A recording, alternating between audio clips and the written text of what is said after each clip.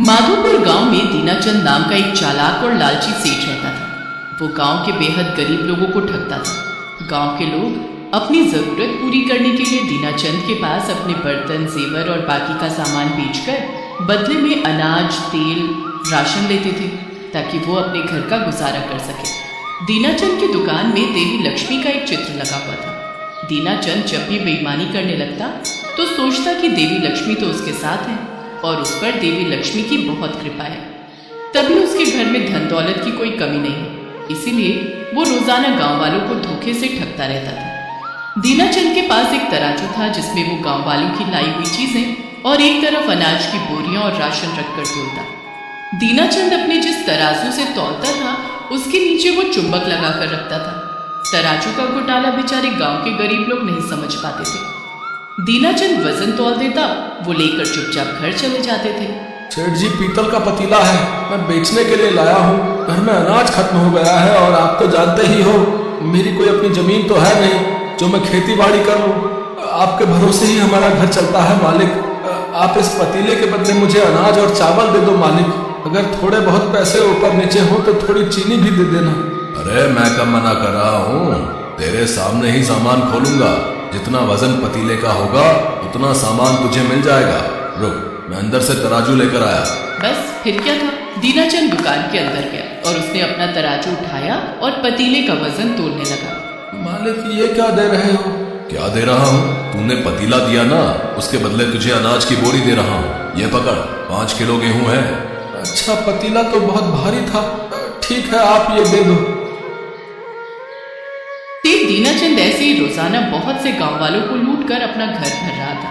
लक्ष्मी माता, बस इसी तरह मुझ पर अपनी कृपा बनाए रखना। मैं गांव वालों का भला करता रहूं और आप मेरा भला करती रहो। मुझे और कुछ नहीं चाहिए। दीनाचंद की मक्कारी से भरी सारी बातें बैकुंठ लोक में माता लक्ष्मी और भगवान विष्णु भी सुन रहे थे। देवी लक्ष्मी, ये साहूकार तो अति चतुर है।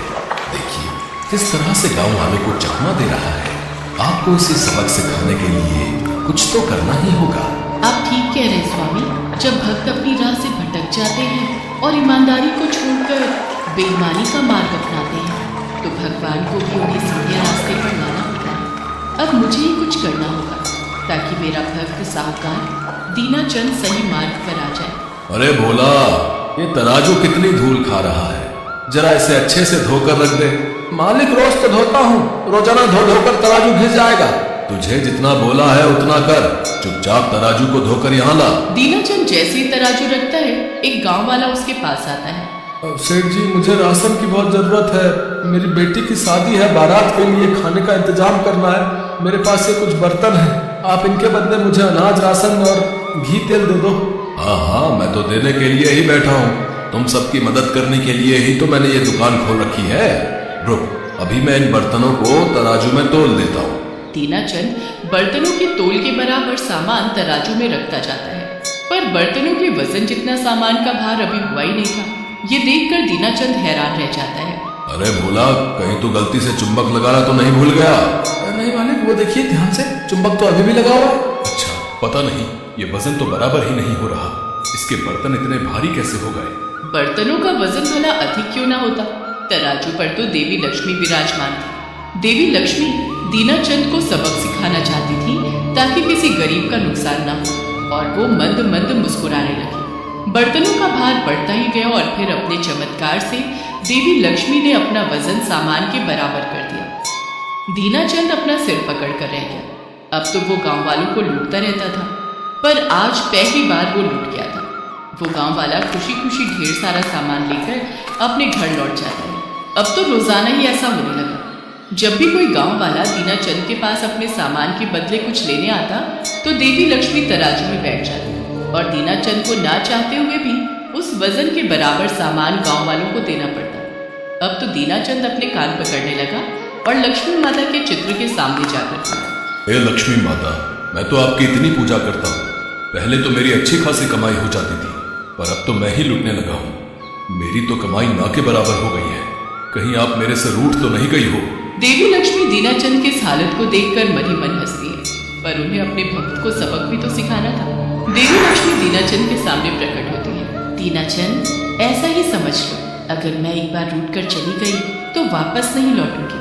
फिर तुम्हारे पास जो भी ये धन दौलत कमाई हुई है सब मेरे साथ ही चली जाएगी। तुमने गरीब गांव वालों को बहुत लूटा है। तुमने उनके साथ क्या बेईमानी की है ये सब मेरी आंखों से छुपा नहीं है। माता लक्ष्मी की बातें दीनाचंद बहुत ध्यान से सुन रहा था। पहले तुम तराजू में वजन गलत तौलते थे, पर अब तुम्हारे तराजू पर मैं विराजमान रहती हूँ। मेरे होते हुए तराजू कभी भी गलत वस्तु नहीं तोलेगा। क्या तुम चाहते हो कि तुम एक सेठ से भिखारी बन जाओ? नहीं नहीं माता लक्ष्मी, मुझे माफ कर दो, मुझसे गलती हो गई। मैं अब ऐसा नहीं करूंगा। मेरी आंखों पर लालच का पर्दा था। मैं सोचता था कि आप मुझे नहीं देख रही हो, पर मैं गलत था। भगवान हमारे अच्छे बुरे हर कार्य पर नजर रखते हैं। ये बात मुझे समझ आ गई माता। मैं वादा करता हूँ मैं अब किसी के साथ भी कोई बेईमानी नहीं करूंगा। सबको उनके हिस्से का बराबर सामान दूंगा। पर आप मुझसे रूठ कर न जाओ माता। मैं तुम्हें क्षमा करती हूँ, पर याद रहे यदि ऐसा दोबारा हुआ तो फिर मैं तुम्हें क्षमा नहीं करूंगी। जाओ और जितने भी गांव वालों के साथ तुमने गलत किया है उनकी मदद करो, ताकि वो सब तुम्हें दुआएं दें। गरीबों को दान पुण्य करो, हमेशा मजबूर लोगों की सहायता करो, तो मेरा आशीर्वाद सदैव तुम पर बना रहेगा। इतना कहकर देवी लक्ष्मी अंतर्ध्यान हो गई। दीनाचंद ने अपने तराजू से चुंबक को हटाकर फेंक दिया। दीनाचंद ने घोटाला करना बंद कर दिया। अब वो सब गांव वालों को पूरी ईमानदारी से सामान के बदले राशन और अनाज देने लगा। दीनाचंद ने अब दान पुण्य करना भी शुरू कर दिया। अब वो ईमानदारी की जिंदगी बिताने लगा था। उसे ऐसा करते देख देवी लक्ष्मी और भगवान विष्णु दोनों मुस्कुरा